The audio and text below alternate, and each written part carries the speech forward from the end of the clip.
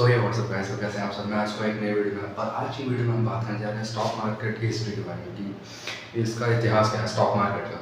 सन 1602 की बात है, 1602। डच ईस्ट इंडिया नाम की कंपनी हुआ करती थी जो कि अपने शिप्स को भेजा करती थी दुनिया के कोने कोनों में ट्रेडिंग के लिए, गोल्ड और स्पाइसेस की। डच ईस्ट इंडिया नाम की कंपनी हुआ करती थी सन 1602 में, जो कि अपने शिप्स को भेजा करती थी कंट्रियों में, दुनिया के कोनों कोनों में ट्रेडिंग के लिए, दुनिया के कोनों कोनों में ट्रेडिंग के लिए गोल्ड और स्पाइसेस की।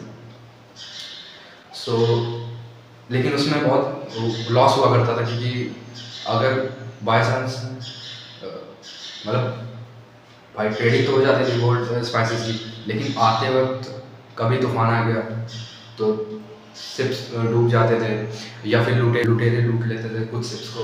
तो मतलब जाते थे जितने, अगर 10 शिप्स गए तो उसमें से 5-6 तो डूब ही जाते थे, मतलब 5-6 तो इधर उधर कुछ ना कुछ हो ही जाता था। कोई आंधी तूफान की वजह से डूब जाता था ओशियन में, या फिर कुछ तो लूट लिए जाते थे, कुछ डायरेक्शन अपना भूल जाते थे, लापता हो जाते थे, तो कुछ ही वापस आ पाते थे।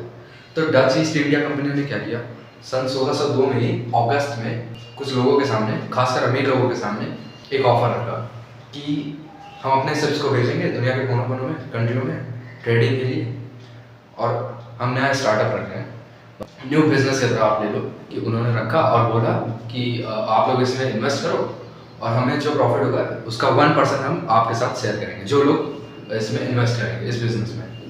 तो कुछ लोगों ने इन्वेस्ट किया, तो शिप्स गए और वापस भी आए, काफ़ी प्रॉफिट भी हुआ। जो प्रॉफिट उन्होंने शेयर किया 1%, जैसा कि उन्होंने वादा किया था उन लोगों से, जो लोग इन्वेस्ट करेंगे उनको हम 1% शेयर देंगे अपने प्रॉफिट का। फ़ायदा हुआ, तो उन्होंने देखा, उन्होंने पूरा किया अपना वादा, 1% शेयर दिया।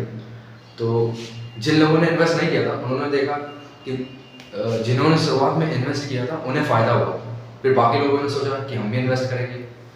इसी तरह से इसकी जर्नी स्टार्ट हुई स्टॉक मार्केट की। जाने या अनजाने में डच ईस्ट इंडिया कंपनी ने जन्म दिया स्टॉक मार्केट का। और ये सारा एक्ट कहाँ पे हो रहा था, एम्स्टर्डम में।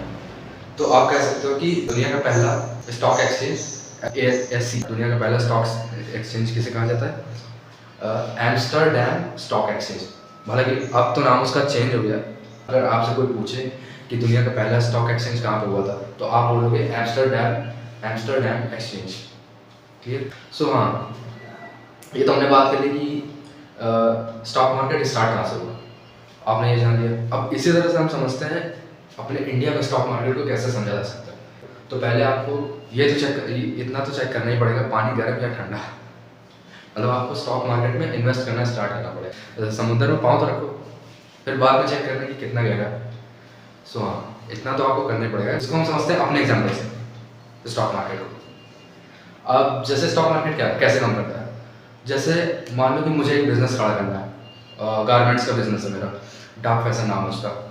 अब मेरे पास पैसा नहीं है, अब मुझे बिज़नेस खड़ा करने के लिए भाई पैसे भी चाहिए, प्लस उसके एडवर्टाइजमेंट के लिए अलग पैसे चाहिए, एडवर्टाइजमेंट के लिए अलग पैसे चाहिए, प्लस अलग अलग ब्रांच खड़ा करने के लिए, अलग अलग जगह बिल्डिंग खड़ी करने के लिए, प्लस ऑडियंस के लिए, मार्केटिंग के लिए मुझे पैसे चाहिए, काफ़ी सारे बिजनेस खड़ा करने के लिए काफ़ी सारी चीज़ों के लिए पैसे चाहिए, जो कि मेरे पास नहीं। तो मैं क्या करूँगा, लोगों को अप्रोच करूँगा जिनके पास, मतलब जो वेल्दी है काफ़ी, मतलब जो फाइनेंशियली ठीक ठाक है, मैं उन्हें अप्रोच करूँगा कि आप मेरे बिजनेस में इन्वेस्ट करो, मतलब मुझे पैसे दो और मैं अपने प्रॉफिट का कुछ % शेयर आपके साथ करूँगा।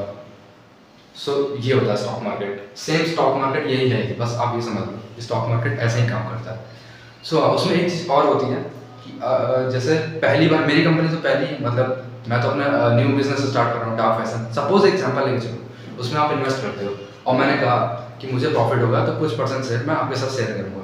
कोई न्यू कंपनी अपने बिजनेस का कुछ % शेयर लोगों के साथ, कुछ % शेयर अपने प्रॉफिट का करती है लोगों के साथ। उसे हम कहते हैं IPO। हाँ, IPO कहते हैं। IPO का फुल फॉर्म होता है initial public offering. Initial public offering होता है। तो होगा कि LIC अपना IPO लेके आ रही है, स्नैपडील अपना IPO लेके आ रही है। तो जो भी नई कंपनी किसी के साथ अपना प्रॉफिट का कुछ % शेयर करती है, मतलब जैसे कोई नई कंपनी होती है उसमें आप इन्वेस्ट करोगे, वो आपके साथ कुछ % शेयर करेगी, उसे हम IPO कहते हैं। That's it. अगर आपको भी स्टॉक मार्केट में इन्वेस्ट करना है, सो आजकल तो कितना आसान हो गया है स्टॉक मार्केट में इन्वेस्ट करना। बस आप डीमैट अकाउंट ओपन करो और मिनिमम 100 रुपये से इन्वेस्ट करना स्टार्ट कर दो स्टॉक मार्केट में। दुनिया टॉप कंपनीज में, टॉप लिस्टेड कंपनीज में इन्वेस्ट करना स्टार्ट कर दो मिनिमम 100 रुपये में। सोचो आज भी कितना आसान हो गया। पहले डच ईस्ट इंडिया कंपनी के टाइम पे, उस टाइम पे तो स्टॉक मार्केट में जब किसी के साथ प्रॉफिट शेयर किया जाता था, उस सारे चीज़ों को कागज़ पे लिखा जाता था। कॉफ़ी शॉप में बुलाया जाता लोगों को, प्लस अलग अलग जगहों पे बुला बुला के, और कागज़ पे लिखा जाता था कि हाँ इनका भाई इतना शेयर हुआ, इन्होंने इतना इन्वेस्ट किया तो इनका शेयर इतना % शेयर हम इनके साथ शेयर करेंगे, इन्होंने इतना कम किया तो इनके साथ इतना 0 इतना हम इनके साथ शेयर करेंगे। ऐसा सब हुआ करता था उस टाइम। आज के टाइम पे तो कितना आसान हो गया, कई सारी एप्लीकेशंस निकल गई हैं स्टॉक मार्केट के लिए। आप बस उसमें डीमैट अकाउंट खोलो और फिर दुनिया के टॉप कंपनीज में इन्वेस्ट करना स्टार्ट कर दो। जैसे रिलायंस हो गई, टाटा मोटर्स हो गए, ITC हो गई। मिनिमम 100 रुपये से आप इन्वेस्ट कर सकते हो आप स्टॉक्स में, बस आप डीमैट अकाउंट ओपन करो। सो हाँ, पढ़ते हैं नेक्स्ट पॉइंट की तरफ। अब जैसे हम शेयर तो हमने समझ लिया कि प्रॉफिट, IPO तो हमने समझ लिया क्या है, ठीक। अब हम बात करते हैं कि जैसे हम कोई शेयर्स खरीदते हैं किसी कंपनी का, स्टॉक मार्केट के अंदर कोई शेयर्स खरीदते हैं किसी कंपनी का, काफ़ी वो बार बार नीचे ऊपर क्यों होता रहता है? तो वो होता है वो डिमांड एंड सप्लाई में, कि किस चीज़ की कितनी डिमांड है मार्केट में। तो कई बार आपने सुना भी होगा कि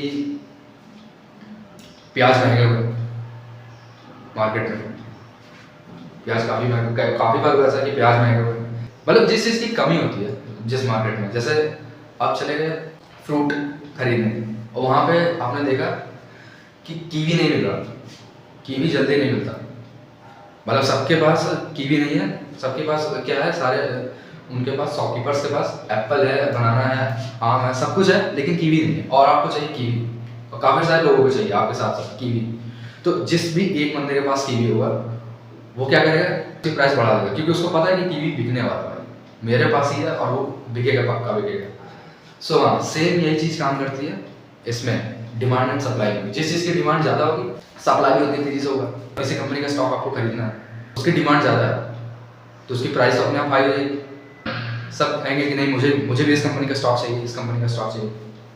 सो बस डिमांड एंड सप्लाई इसी पे डिपेंड करता है। जैसे जैसे लोग बढ़ेंगे, जैसे जैसे उस चीज़ की डिमांड बढ़ेगी, वैसे वैसे ग्राफ ऊपर जाएगा। बिजनेस है, जैसे मैंने बताया था डार्क फैशन नाम का, अगर आप उसमें इन्वेस्ट करते हो, ठीक, और उसमें आपको हर साल 15 या 20% जितना आप इन्वेस्ट करते हो उसका 15 या 20% आपको फ़ायदा होता है।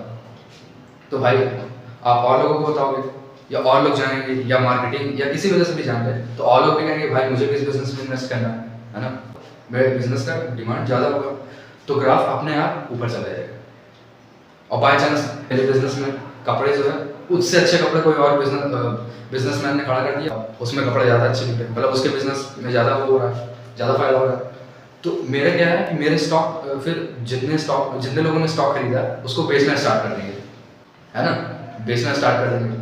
सो क्या होगा, उसकी सप्लाई कम होगी तो ग्राफ, और फिर देखा था कि एक ने अगर किसी ने बेचा और देखा कि उसमें ज़्यादा फायदा हो रहा है, मेरा बेच के, मेरे कंपनी का स्टॉक बेच के वो चला गया दूसरी कंपनी को, मतलब शेयर एक्सचेंज करके चला गया, बाय और सेल करके, आपको प्रोसेस पता है।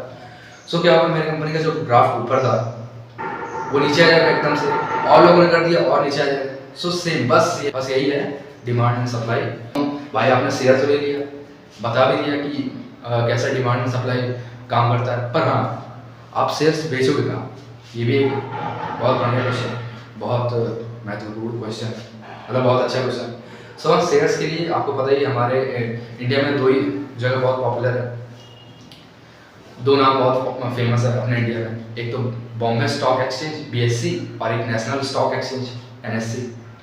BSE में 5400+ कंपनीज हैं और NSE में मेरे ख्याल से 1700+ कंपनीज हैं जिसमें आप इन्वेस्ट कर सकते हो।